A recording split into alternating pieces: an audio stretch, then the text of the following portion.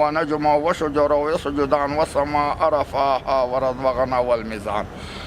د قرآن کریم د نابینا حافظ چې 80 کاله عمر لري د ظاهرشاه له واکمنۍ راهیسې د خوست ښار مرکز متون چغۍ کلي کې اوسیږي او په خپل جادوګر غږ یې د خلکو پام ځان ته اړولی دی. دا یې میرولي نومیږي. لا کوچنی و چې د یاد ولایت په بېلابېلو مدرسو کې قرآن کریم حفظ کړ.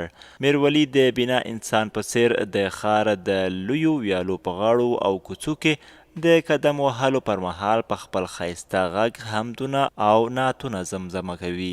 دی وایي د ښار هره کوڅه او برخه د زړه په سترګو ویني او د ورځې هر مهال او ساعت ښودلی شي. زړه په دلیل ځکه چې مو دنیا نه ده لیدلې، زړه دلیل خدای راکړی، زړه په سترګو یعنې زه خپله هغه معلومولی شم. کانډو کپرو کې ګرځېدای نه شم. دی وایي ډېری عام خلک او دیني عالمان داسې فکر نه کوي چې دی د قرآن کریم حافظ هم دی. د ده په وینا یو وخت یې په یوه مسجد کې په جماعت سره لمونځ ادا کوو. امام د صورت یو حرف سم ادا نه کړ.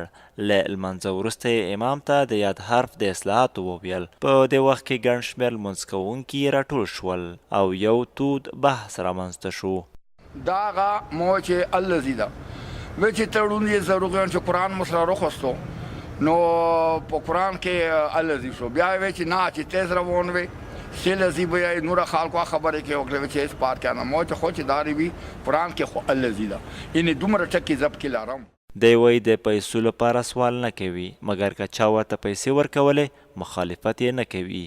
د ده په وینا ژوند موقتي دی که څه هم د ژوند ښکلاوې نه دي لیدلي خو هیلهمند دی چې د آخرت له ښکلاو بې برخې نه شي. مخکې قرآن شریف تلاوت یالو بیا به خلکو ته وایي چې څوک ویږ نه وي ته نسي ګناه ده هغه دي دا هغه دي. بیا لاړم نتونه مې ود کړل، نتونه مې ود کړل. اوس هغه نتونه نشم یوه پنجه چې نعت وایم زړه مې خولې ته روشي وشه لاسپیکر مې به نیولی وي بس لاسپیکر کې هغه یایم.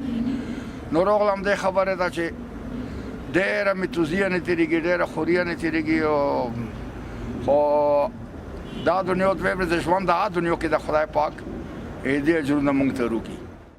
دی کړی ورځ د ښار په بېلابېلو واټونو کې پلی ګرځي. پخوا به یې د قرآن کریم تلاوت کوو خو اوس نعتونه وایي.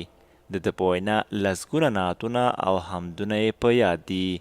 د ځمکه ته دریه په اسمان فخر کوي، د ځمکه سته دریه په اسمان فخر کوي، مقام زما په ټول جهان فخر کوي.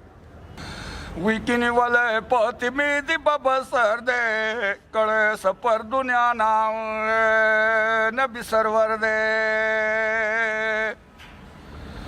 آسان حسین راگ لل پڑتا تا دیدی علاج نرزی ماتا تے پخپلک خوشحالا. دی وایي مېرمن یې مړه شوې ده اولادونه نه لري. د مهال له خپل یوه بل بوډا ورور سره د ژوند شپې ورځې سبا کوي. د نابینا میرولي د عمر ډېری برخه خوړل شوې ده. تر هغو چې دی ژوندی وي د ښار په واټونو کې پلی تګ به یې هم ښایي دوام وکړي او د ځلېدونکي لمر ښایسته وړانګې به هم چې دی د لیدو توان نه لري د ده په اوږو پرېوتې وي. سیف الله ظاهر، انعکاس راډیو تلویزیون، خوست.